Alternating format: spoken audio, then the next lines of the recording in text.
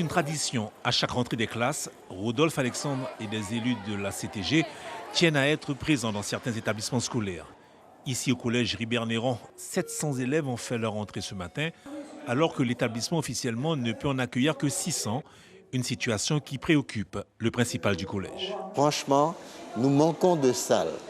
Donc si on pourrait avoir des bungalows, quitte à ce que la CTG voit comment construire pour augmenter la capacité, non pas seulement du collège, mais le nombre de salles effectives. Vous savez, avec 2 seules salles de sciences, on n'y arrive pas, 2 seules salles de technologie, c'est difficile. 2 bungalows nouveaux pour la musique, l'art plastique qui seront déposés. Voilà.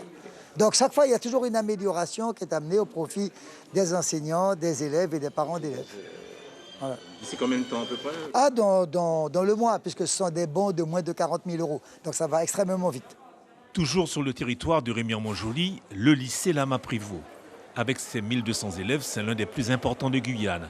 Et la construction de salles dans les lieux communs de l'établissement est plus que nécessaire, selon la proviseure. On est dans un établissement qui a beaucoup, dont l'effectif a beaucoup augmenté depuis sa construction.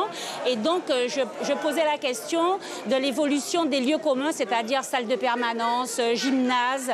Voilà. Et nous savons que nous avons un nouvel internat qui devra voir le jour dans les prochaines années. Mais c'est vrai que les lieux communs comme l'internat, pour accueillir un nombre d'élèves croissant, est important. Rodolphe Alexandre a tenu aussi à échanger avec le personnel du lycée. Des engagements ont même été pris en matière de formation professionnelle. Sinon, pour ces 2 établissements, la rentrée s'est semble-t-il passée sans accroc, malgré le contexte sanitaire actuel.